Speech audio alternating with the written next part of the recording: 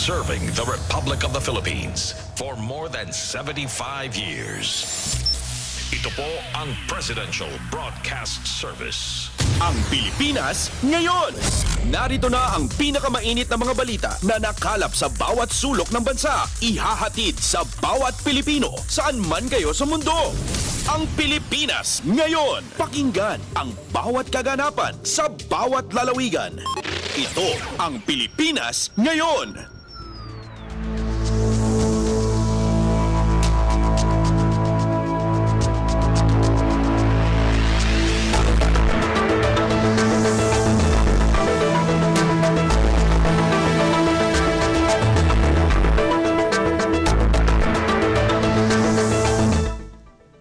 Magandang araw po sa ating mga tagapakinig. Welcome po muli sa ating programang Ang Pilipinas Ngayon. Napapakinggan po ninyo saan mang bahagi ng mundo sa pamamagitan ng ating himpilan, ang Radio Pilipinas World Service ng Presidential Broadcast Service. Napapakinggan po tayo sa mga sumusunod na shortwave frequencies sa 9.960 MHz, 12.120 MHz at 15.190 MHz. Ako po si Ven Blones. Samahan po ninyo ako sa kabuuan na ating programa ngayong araw na ito. Kapapalooban pa rin po ng ilan sa mga mahalagang balita mula dito sa ating bansa. Kasama na ang mga segmentong business, sports, showbiz at ang mga ulat mula sa iba't ibang rehiyon at lalawigan dito sa Pilipinas para sa ating regional news. Samantala, nais po namin kayong imbitahin na bisitahin ang ating Facebook page, ang Radio Pilipinas World Service. Paki-follow, like at share na rin po. Ang tabayanan, sa inyo na sa ilang sandali ang kabuuan ng ating programang Ang Pilipinas Ngayon. Kumpleto, detalyadong balitaan, di papahuli sa mahahalagang kaganapan. Kamustahin ang inang bayan, ang Pilipinas Ngayon!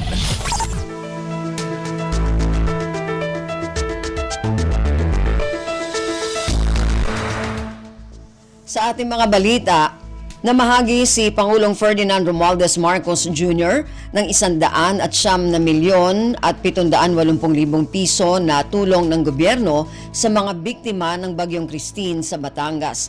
Ayon kay Pangulong Marcos, makakatanggap ng tig 10 milyong piso ang munisipalidad ng Talisay, Laurel, Agoncillo, Cuenca, Lemery at Balete sa Batangas. 10,000 naman ang matatanggap kada isa ng nasa 4,378 na piling benepisyaryo sa munisipalidad ng Agoncillo, Laurel at Talisay. Binanggit din ng Pangulo na nagbigay ang Metrobank Foundation ng materyales sa paggawa ng bahay na nagkakahalaga ng 6 na milyong piso. Pasada ng mga balita mula sa Pilipinas para sa mga Pilipino saan man sa mundo. Ang Pilipinas Ngayon! Ipinangako ni Pangulong Ferdinand Romualdez Marcos Jr. sa mga Batanggenyo ang tulong matapos ang pananalasa ng Bagyong Christine. Ayon sa Pangulo, tutulong ang gobyerno sa pagtatayo ng mga gusali sa lalawigan. Sinabi ng Pangulo na inaalam na ng mga ahensya ng gobyerno kung magkano ang mga infrastruktura, tulay at kalsada na napinsala ng Bagyong Christine para sa pagkukumpuni. Pagsisikapin natin ang pagbangon ng Batangas.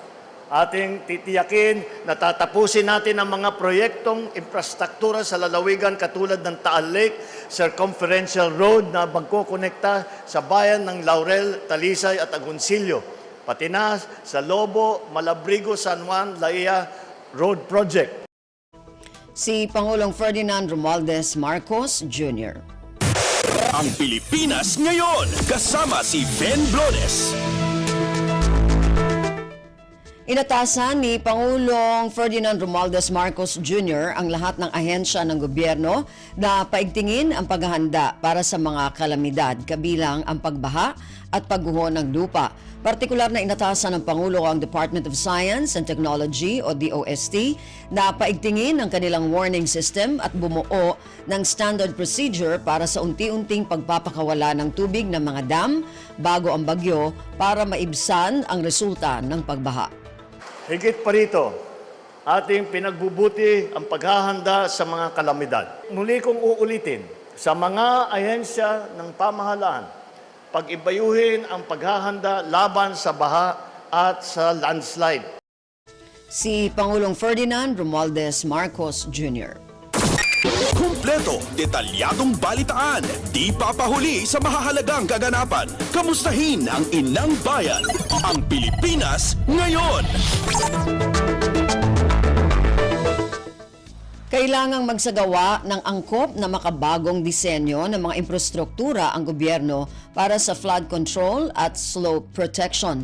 Para kay Pangulong Ferdinand Romualdez Marcos Jr., ito ang tamang pagtugon sa mga banta ng climate change. Ayon kay Pangulong Marcos, dapat gamitan ng siyensya ang pagtugon sa mga hamon ng pabago-bagong panahon. We have to be smarter, we have to be more technologically aware of what is available so that we can reduce the effects. And that is why pinaglaban natin yung Loss and Damage Board na dalhin dito sa Pilipinas dahil sana sila itutulong sa atin para ayusin lahat yan. Si Pangulong Ferdinand Romualdez Marcos Jr. Pasada ng mga balita mula sa Pilipinas para sa mga Pilipino saan man sa mundo. Ang Pilipinas ngayon.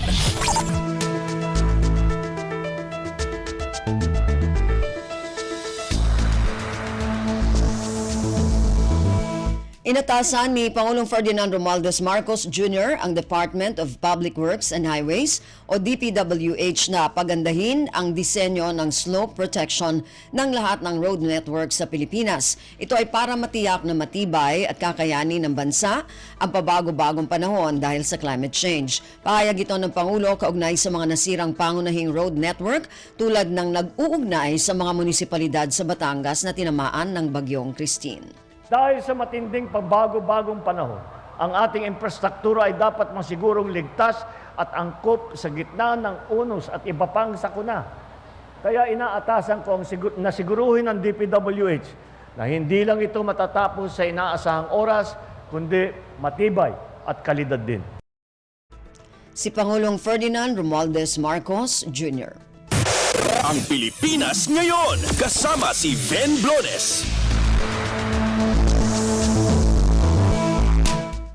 Department of Social Welfare and Development o DSWD naglaan ng higit sa 800 milyong pisong tulong sa mga biktima ng Bagyong Christine at Leon. Ayon sa DSWD, kabilang sa nailaan nitong tulong ang family food packs na umabot na sa mahigit 1 milyon na mga kahon at tulong pinansyal sa mga napinsala ang tahanan. Ang detalye ng balitang ito mula kay Mary Ann Bastasa. Sumampa na sa 806.2 milyong piso ang halaga ng tulong na naipaabot ng Department of Social Welfare and Development sa walang tigil itong relief operation sa mga lalawigang naapektuhan ng magkasunod na Bagyong Christine at Leon sa bansa. Ayon sa DSWD, kabilang sa nailaan itong tulong ang family food packs na umabot na rin sa 1,076,000 mga kahon. Namamahagi na rin ng DSWD ng cash assistance sa mga napinsala ang tahanan. Kahapon lang, ng pangunahan na Paulo Ferdinand R. Marcos Jr. at DSWD Secretary Rex Gatchalian ang pamigay ng tulong pinansyal sa higit 4,000 mga mangingisda at magsasaka at pamilya nito na nasalanta ng Bagyong Christine sa lalawigan ng Batangas. As of November 4 naman ay meron pang higit sa 48,000 pamilya ang nananatili pa rin sa mga evacuation center dahil sa kalamidad. Nananatili namang naka-standby ang nasa higit 2 bilyon pang pondo ng DSWD para tugunan ang iba pang pangangailangan ng mga apektadong LGU. Ito si Mary Ann Bastasa para sa Radyo Pilipinas. Kumpleto, detalyadong balitaan, di papahuli sa mahahalagang kaganapan. Kamustahin ang inang bayan, ang Pilipinas ngayon.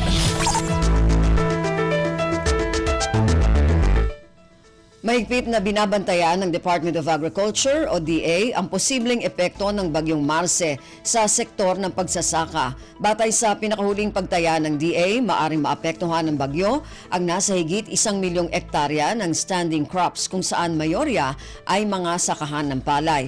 Ayon sa DA, nasa 15.7% sa mga taniman ng palay ang nasa seedling at vegetative stage habang 48% 0.6% ang nasa maturity stage.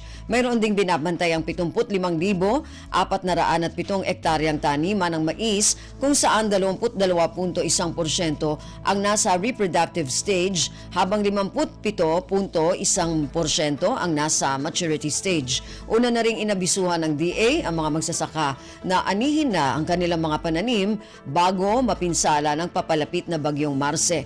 Pinapayuhan din ng mga mangingisda na iwasan ng pumalaot kung mapanganib ang sitwasyon. Sa ngayon, nakikipag-ugnayan na ang DA Regional Field Office para sa mga posibleng maaapektuhang rehiyon. Pasada ng mga balita mula sa Pilipinas para sa mga Pilipino saan man sa mundo. Ang Pilipinas ngayon. Tiniyak ng Armed Forces of the Philippines o AFP ang kanilang kahandaan sa pananalasa ng bagyong Marce. Ayon kay AFP Chief of Staff General Romeo Bronner Jr., nakaposisyon na ang mga food pack na ipadadala sa mga lugar na tatamaan ng bagyo. Samantala, magpapatuloy ang pagbibigay ng humanitarian assistance at disaster relief sa mga sinalanta ng mga bagyong Christine at Leon. Binigyang diin ni Bronner na sapat ang mga kagamitan at asset ng militar para gamitin sa paghahatid ng tulong sa kabila ng pagkasira ng isa sa mga C-295 aircraft sa Batanes nitong Undas. Handa rin tumulong ang AFP sa Philippine National Police sa pagsasagawa ng forced evacuation sa mga tukoy ng lugar na isa sa ilalim sa babala ng bagyo alinsunod sa direktiba ni Defense Secretary Gilberto Teodoro Jr.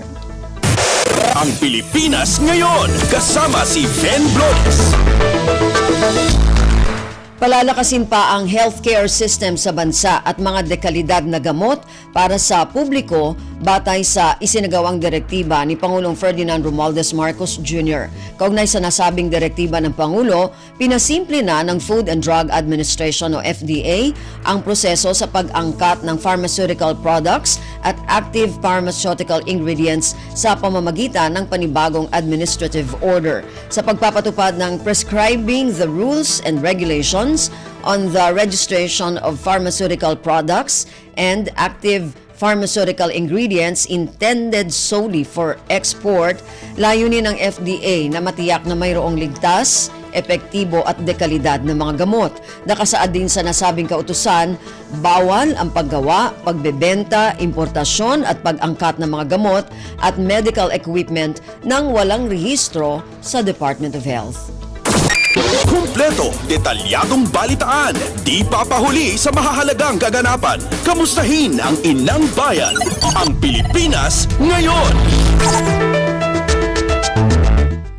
Panukalang amyenda sa Rice Tariffication Law at buwanang subsidiya sa maliliit na mangingisda, malaking tulong sa mga naapektuhan ng Bagyong Christine sakaling maisabatas. Sa oras na maisabatas ay makakabenepisyo ang 2.4 na milyon na maliliit na magsasaka. Ang detalye ng balitang ito mula kay Kathleen Forbes. Umaasa si Bicol Saro Party List Representative Brian Yamsua na mga aksyonan ng Kongreso ang inihaing panukala na Pantawid Pambangka Program.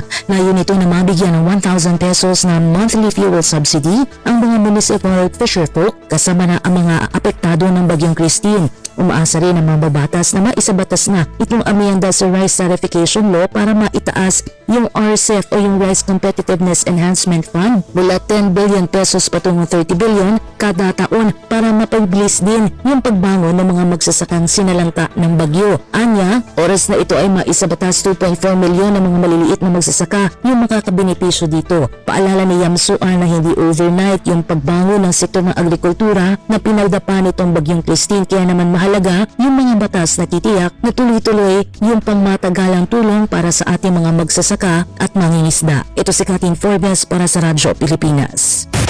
Pasada ng mga balita mula sa Pilipinas para sa mga Pilipino saan man sa mundo. Ang Pilipinas ngayon.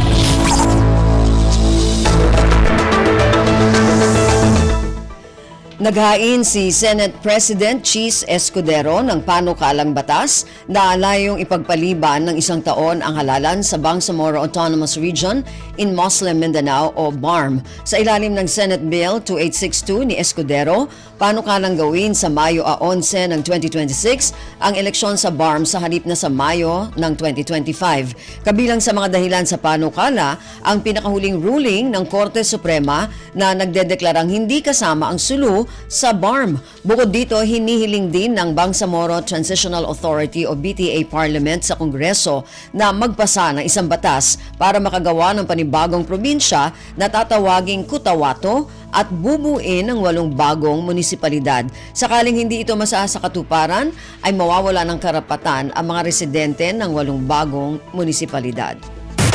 Ang Pilipinas ngayon, kasama si Ben Blones. Commission on Elections o COMELEC tuloy ang paghahanda kahit may inihaing panukalang batas para ipagpaliban ang BARMM election. Ayon kay COMELEC Chairman George Erwin Garcia, panukala pa lamang ang inihain sa Senado at hindi pa ito tuluyang naisa sa batas. Ang detalye ng balitang ito mula kay Michael Rogas. Walang plano ang Commission on Election na itigil ang ginagawa nilang paghahanda para sa kauna-unahang halalan ng Bangsamoro Autonomous Region in Muslim Mindanao. Ito ay sa kabila ng inihaing panukalang batas sa Senate President Francis Escudero na huwag ituloy ang nakatakdang halalan at ito'y ipagpaliban. Sabi ni COMELEC Chairman George Erwin Garcia, panukala pa lamang ang inihain sa Senado at hindi pa naman ito tuluyan na isa sa batas. Dahil mahaba pa ang magiging talakayan sa nasabing proposed bill, gagawin pa rin ng COMELEC ang kanilang mandato na maghanda para sa BARMM election. Katunayan, nagsimula na ang komisyon sa pagtanggap ng mga naghahain ng kandidatura sa BARM na nagsimula pa kahapon. Ito si Michael Rojas para sa Radyo Pilipinas.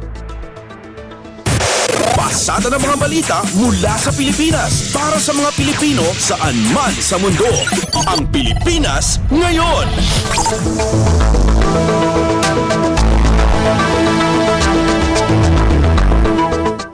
Narinig po ninyo ang ilan sa mga pangunahing balita mula dito sa ating bansa.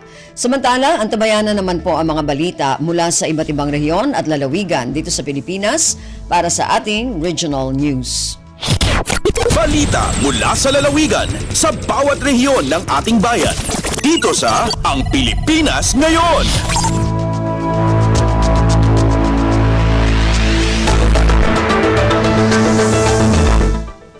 Dumako na tayo sa ating regional news. Unahin natin ang mga balita mula sa rehiyon ng Luzon.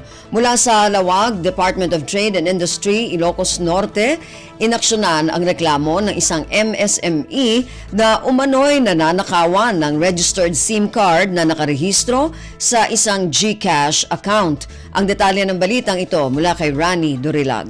Nagpatulong iti opisina ti Department of Trade and Industry Ilocos Norte ti maysa nga anak asaan nan akayat ti nagpabigbig ken residente di Barangay 9 Lubnak iti Iliti Vintar Ilocos Norte. Dedikat kalpasan may pagrup natakaw ti maysa SIM card ako kwa ti inana nakarehistro iti GCash account nga isumet iti mausar apakay patuludan ti kwarta abuludan na iti DTI baben iti loan program. Kunana akalikagom na amalapedan nga ipatulod ti DTI ti kwarta sa nga gasot aribo a pisos tapno saan maala ti masiknan anangala iti SIM card. Inbatad ti anak na-report nan ti insidente ti Philippine National Police ken kalikagom na pay maiblock ti SIM card baben iti Globe Telecom. Mangnamnama ti anak asaan pay patulod ti kwarta tapno saan da nga agbayad iti binulan nga 1 met kadakwada ti binulod da a kwarta. Inayon ti masiknan nga dati suspetsanan iti nangala iti nasa o SIM card. Namuan nga agserbi ko ti kwarta para iti sari-sari store ti inana.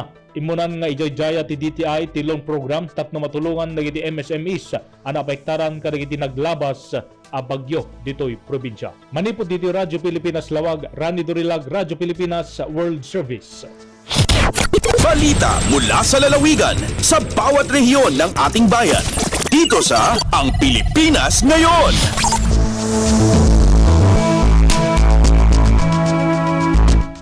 Maraming salamat, Rani. Yan ang ulat mula sa Lawag. Samantala, dumako naman tayo sa Agoo Municipal Athletic Meet. Formal nang binuksan sa Bacnotan, La Union. Ang detalye ng balitang ito mula kay Albert Kawile. Formal nga indrugi ti ili ti Baknotan La Union, babenti pinagpagninulong ti Department of Education Baknotan District ti Municipal Athletic Meet 2024 sa Baknotan Farmers Park and Civic Center iti kalman Nobyembre 4.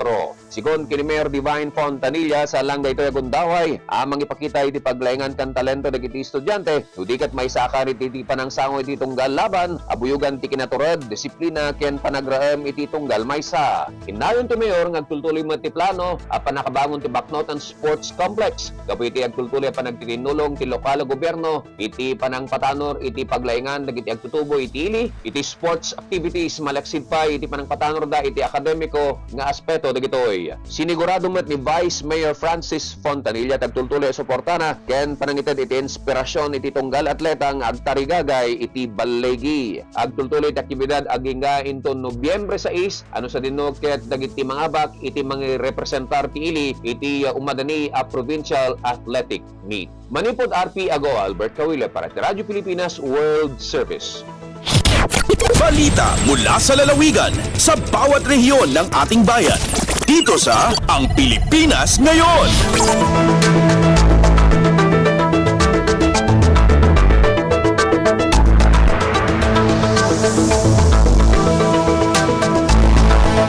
Maraming salamat, Albert. Yan ang ulat mula sa Agoo at kabuuan na ulat mula sa rehiyon ng Luzon.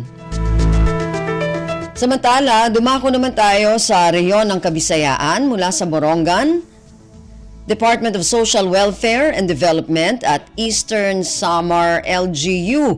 Patuloy ang distribusyon ng relief goods sa mga pamilyang naapektuhan ng Bagyong Christine. Ang detalye ng balitang ito mula kay Pen Pomida. Nagpapadayon it pagdistribuer hit gobyerno provincial hit Eastern Samar kabakyang itong DSWD hin relief goods ha mga pamilya nga naapektuhan ng Bagyo Christine. Ha nakalabay nga Domingo November 3 gintagan prioridad nga madulunganan hinabang ang 533 pamilya han Island Barangay San Borongan City ando og Divinubo Island. Siyahan nga nahitabok ang relief goods pinaagyan pagpasilitaran PSWDO an Ando Island kundi inakatagamtam in sobra 200 nga pamilya sugad man sobra 200 ang kinarawat hin relief goods nga mga pamilya ha barangay Divinubo.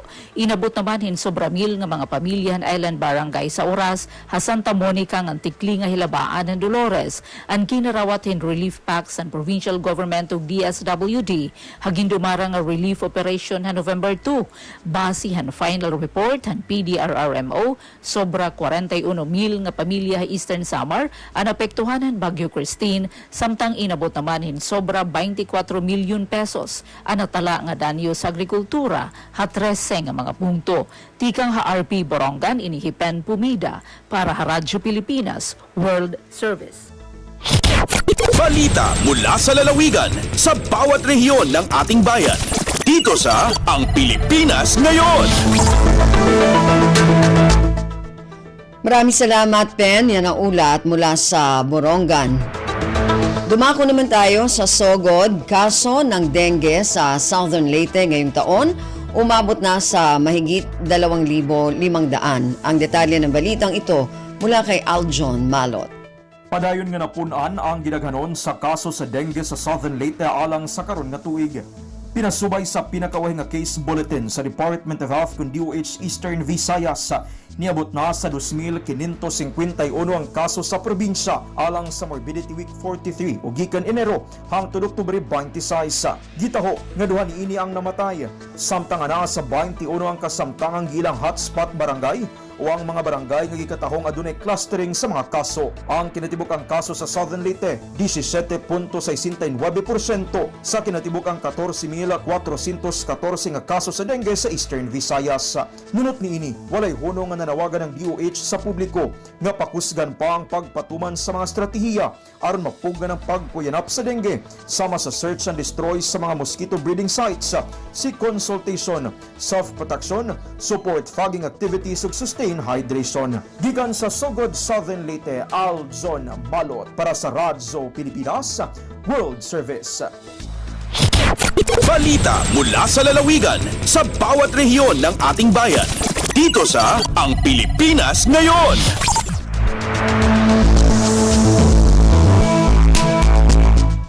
Maraming salamat, Aljon. Yan ang ulat mula sa Sogod at kabuuan na ulat mula sa rehiyon ng Kabisayaan. Dumako naman tayo sa rehiyon ng Mindanao mula sa Cagayan de Oro, Department of Agriculture, Region 10, nagsagawa ng pagsasanay sa urban vegetable gardening sa mga magsasaka sa Northern Mindanao. Ang detalye ng balitang ito mula kay Teza Aureliana. Ang Department of Agriculture Regional Field Office 10 nagpaigayon og pagbansay sa urban vegetable gardening, hydroponic bag-uhay pa lamang dira sa Northern Mindanao Agricultural Crops and Livestock Research Complex. Ang National Urban and Peri-Urban Agriculture Program, Alternative Focal Person Ronald Alan P. Camado, ipaambit nga ang programa nagpadayon sa ilang pagpaningkamot sa pagpaligon sa urban gardening, pinaagi sa paghatag ug mga pagbansay-bansay. Siya midugang nga ang inisyatiba nakita nga usa ka paagi sa pagpausbaw sa kasiguraduhan sa pagkaon, ilabi na ang pagpauswag sa kalig-on sa komunidad sa ilang lugar. Ang 40 ka mga agricultural extension workers ug mga mag-uma gikan sa probinsya sa Bukidnon ug Misamis Oriental ang gibansay niini. Diin sila nakat-on sa mga batakang konsepto sa urban gardening, hydroponics, food safety law ug mga oportunidad sa pagpamaligya. Aron masugdan ang ilang mga kalihukan sa pagpananom, ang mga partisipante gihatagan usab og hydroponic starter kits nga gilangkuban sa nutrient solution, coco peat, plastic seedling tray, hydroponic box o styro cups, lakip na usab ang pH meter og lettuce seeds. Ikan dinhi sa Cagayan de Oro City, kini sa Tessa Aureliana para sa Radyo Pilipinas World Service. Balita mula sa lalawigan sa bawat rehiyon ng ating bayan. Dito sa Ang Pilipinas Ngayon.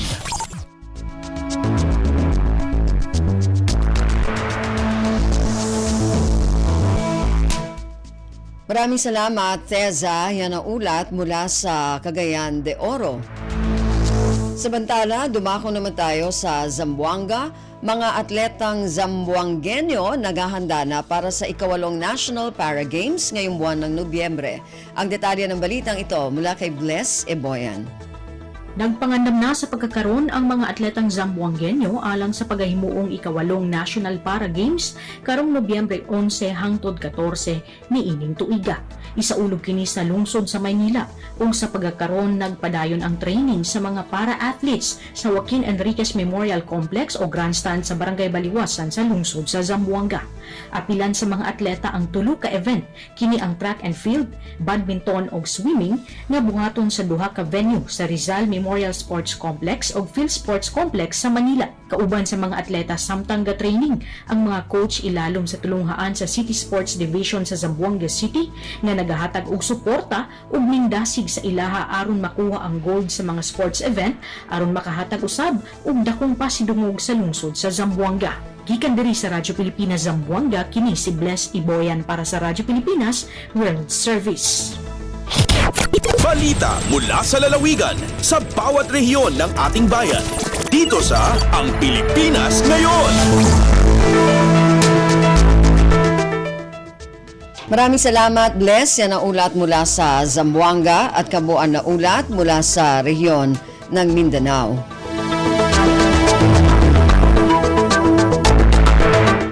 Narinig po ninyo ating regional news para sa araw na ito, kalipunan ng mga balita mula sa iba't ibang rehiyon at lalawigan dito sa Pilipinas. Samantala, antabayanan naman po ang ating mga segmentong business, sports at showbiz.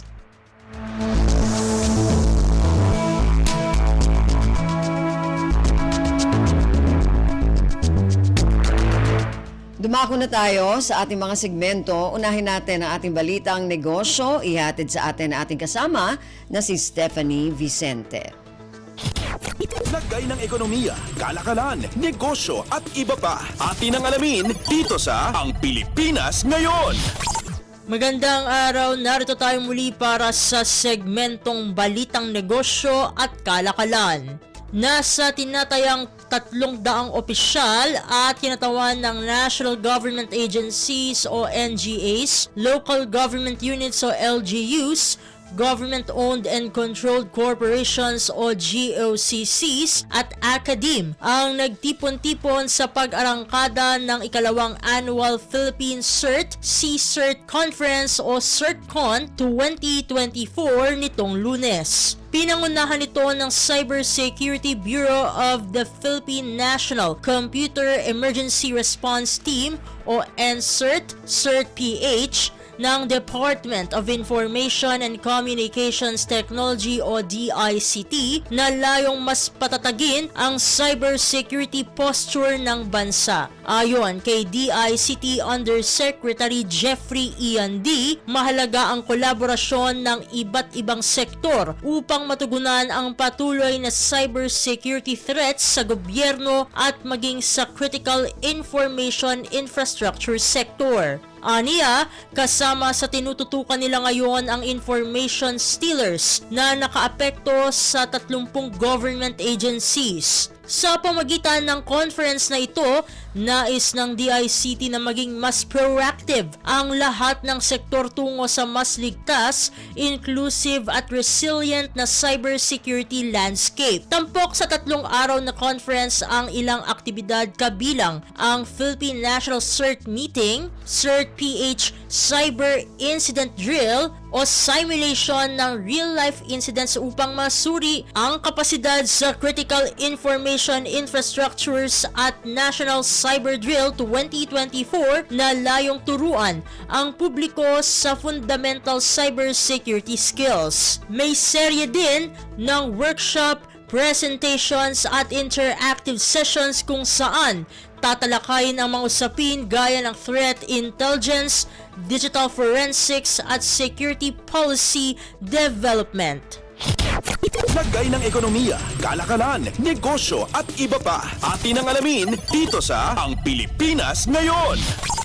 Sa iba pang mga balitang negosyo at kalakalan, pinamamadali ng isang think tank sa Kongreso ang pagpasa sa site blocking bill upang makatulong sa pagtugon sa piracy sa Pilipinas. Ang Pilipinas ay kasalukuyang walang legislative mandate upang harangin ang mga site na may pirated content. Nagtutulungan lamang ang Intellectual Property Office of the Philippines o IPOPHL, ang National Telecommunications Commission o NTC at ang mga internet service provider na magpatupad ng stopgap measures upang harangin ang mga site na may pirated content. Dalawang magkahiwalay na bills, Senate Bills 2150 at 2385 ang kasalukuyang nakahain sa Senado upang maamyendahan ang IP Code at alisin ang mga umiiral na limitasyon upang masakop ang electronic at online content sa definisyon ng pirated goods. Noong taong 2022, ang Pilipinas ay nawalan ng tinatayang $700 million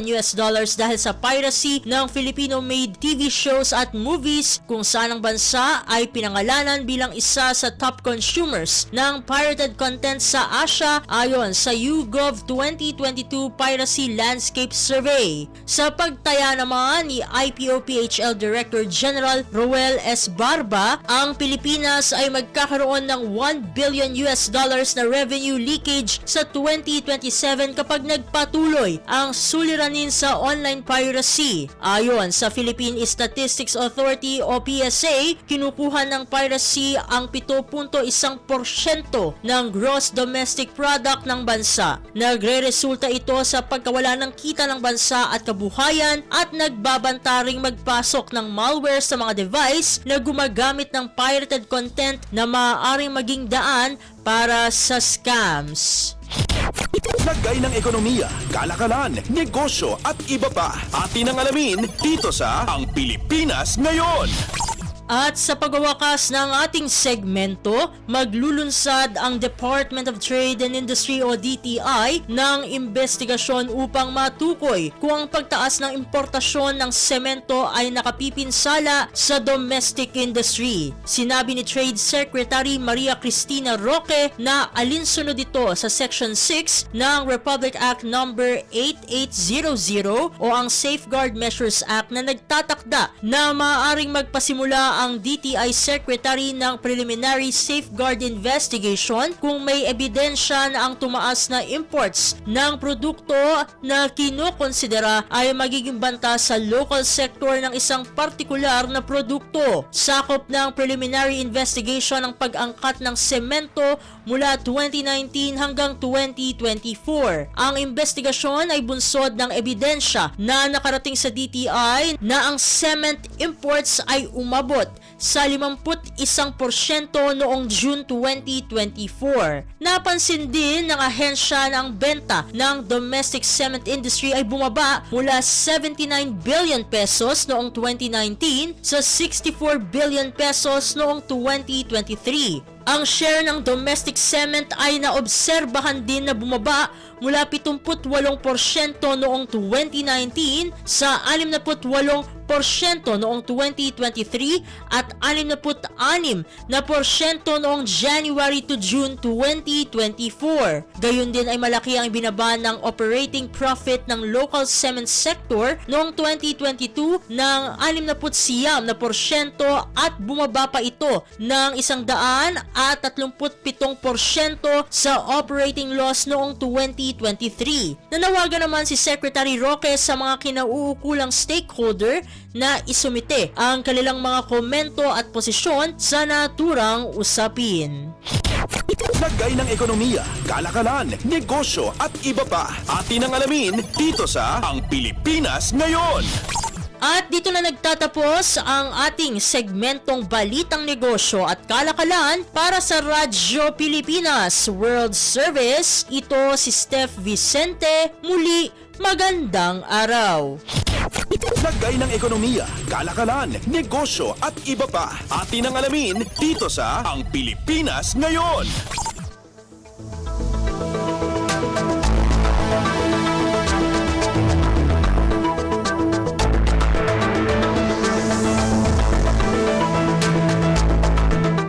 Maraming salamat, Steph. Yan ang ating balitang negosyo. Samantala, para sa ating balitang pampalakasan, narito naman si Leo Magpayo. Updates at pinakahuling mga usapin sa mundo ng palakasan. Atin ang pakinggan dito sa Ang Pilipinas Ngayon. Magandang araw.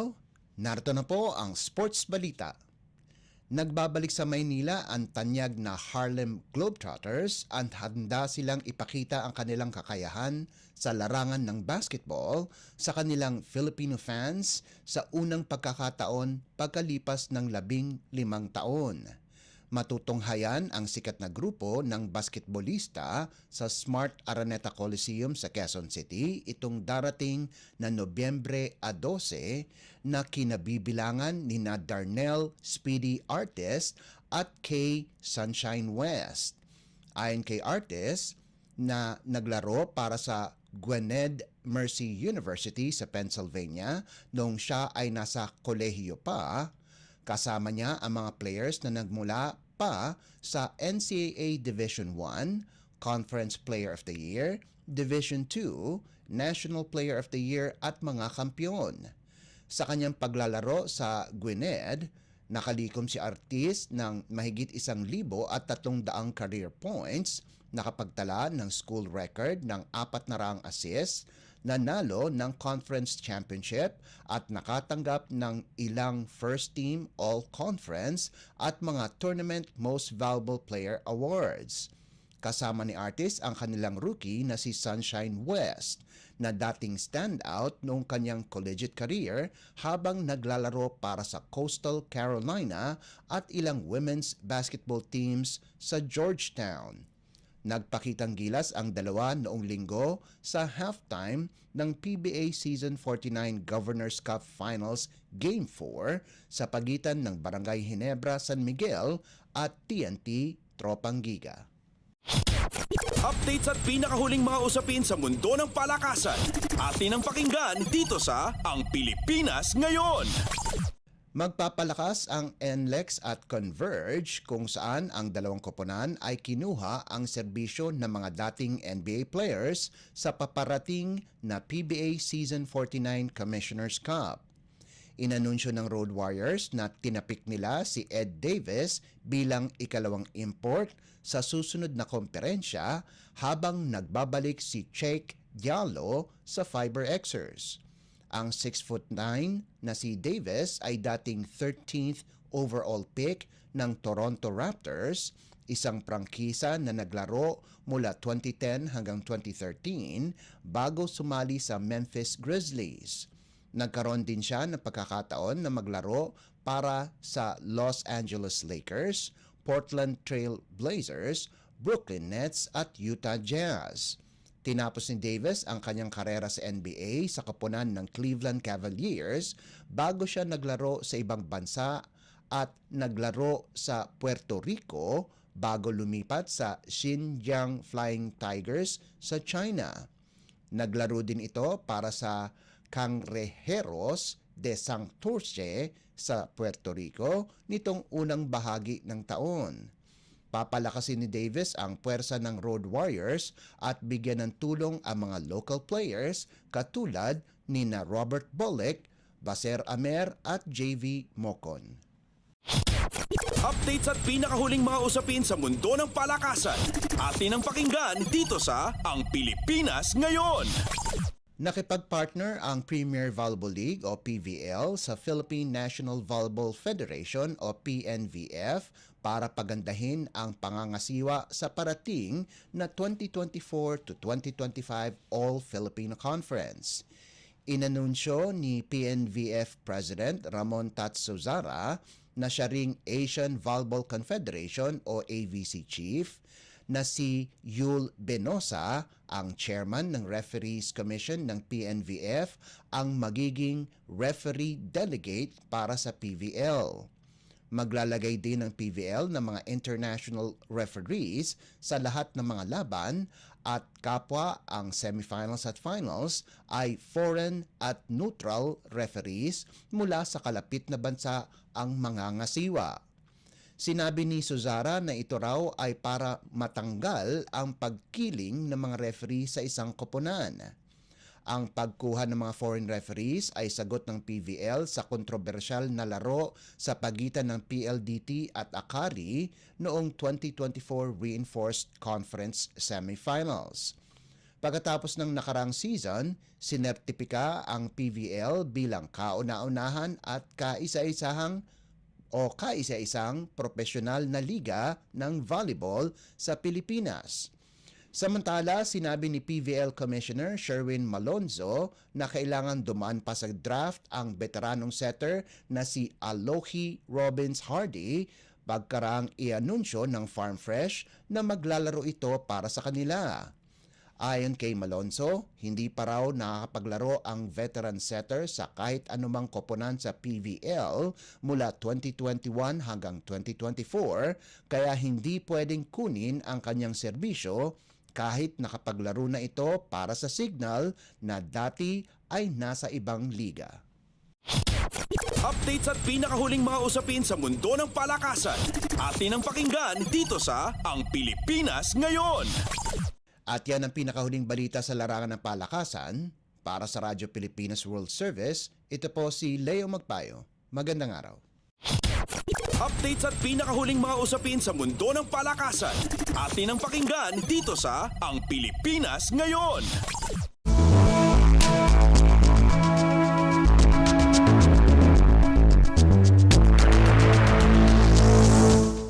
Maraming salamat, Leo. Yan ang ating balitang pampalakasan. Samantala, para sa mga nag-aabang ng mga chismis mula sa mundo ng showbiz. Para sa ating showbiz balita, narito naman si Mama JT. Ang latest, ang hottest sa showbiz and entertainment. Heto na sa Ang Pilipinas Ngayon.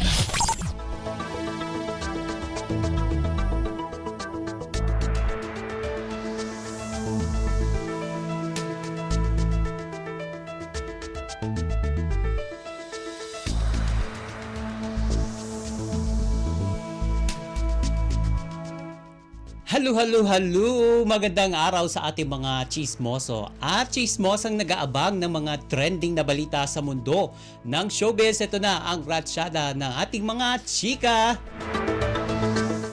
Balik-tambalan ang love team nina Jolina Magdangal at Marvin Agustin sa isang comeback movie na pinamagatang XX Lovers. Inihayag ng dalawa sa isang panayam kung gaano sila kasaya dahil muli silang magsasama sa isang proyekto makalipas ang mahigit 2 dekada.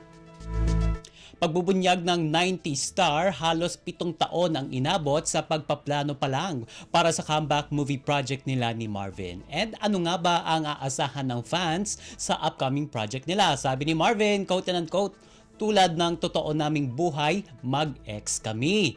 At birong hirit naman ni Jolina, hindi raw iyon totoo.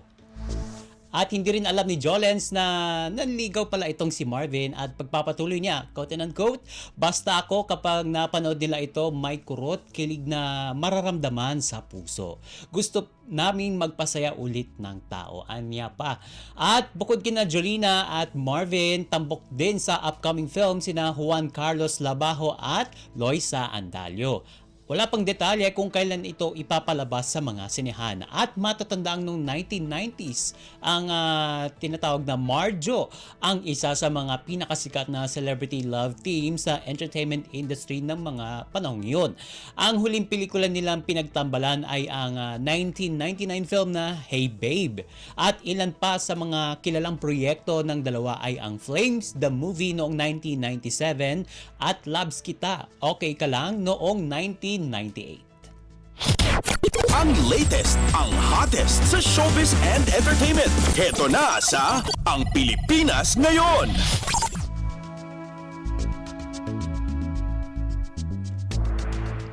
Sa iba pa natin chika for today, kung ang TV host at actress na si Iya Villania Arellano lang naman ang tatanungin, okay na ito sa 5 nilang anak na lamang ng TV host na si Drew Arellano.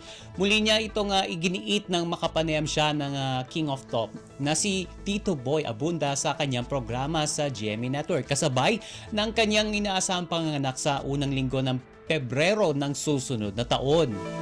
Kasunod niyan ay naitanong kay Iya kung plinano ba nila ng kanyang asawa ang pagkakaroon ng maraming anak o ang 5 anak. Sabi niya, quote and unquote, this was not planned. Yan yung kanyang pag-amin. Pero nilinaw niya, quote and unquote, it was always a welcome surprise. It's always a welcome accident because I always knew that there is a possibility, sabi niya.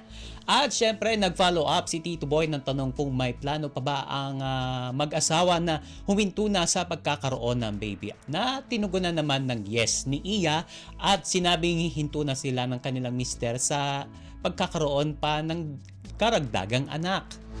Nauna nang sinabi ng celebrity mom na ito na ang kanyang huling pagbubuntis at hindi na masusundan pa. Ang latest, ang hottest sa showbiz and entertainment. Heto na sa Ang Pilipinas Ngayon.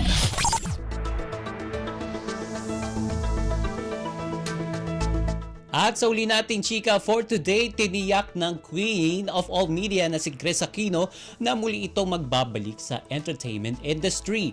Sa kabila ng pinagdaraan ng mga karamdaman ay desidito ang premyadong TV host, actress na magbalik showbiz dahil kailangan niyang magtrabaho.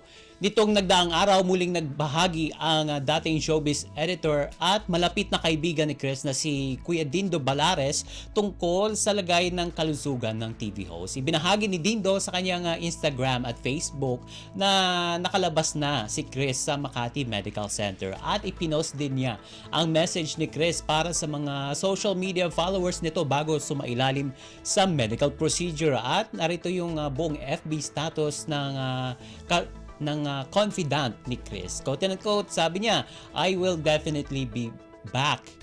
Ang si Kris, yan ang title ng kanyang post.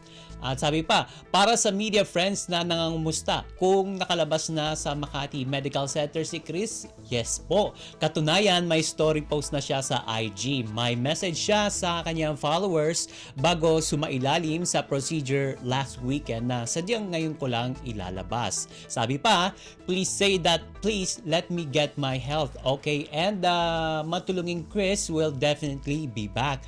I just need to share working para may pang-share. Sabi pa ni Dindo, quote and quote, kasi nga excited makisali sa relief. Kung minsan natatagalan bago ko ma-process ang thinking ni Chris. Gaya ng kagustuhan niya nga makapagtrabaho uli. At sa kasalukuyan na dumadaan sa iba't ibang medical procedures si Chris para sa iniindan nitong mga karamdaman. Ang latest, ang hottest sa showbiz and entertainment. Heto na sa Ang Pilipinas Ngayon.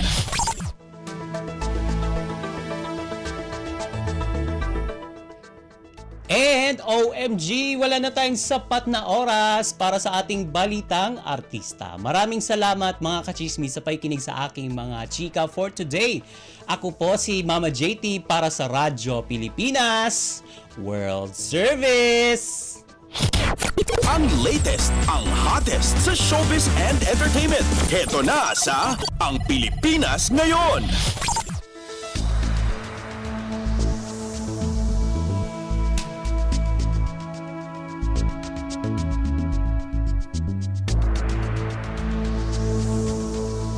Maraming salamat, Mama JT. Yan ang ating balitang showbiz.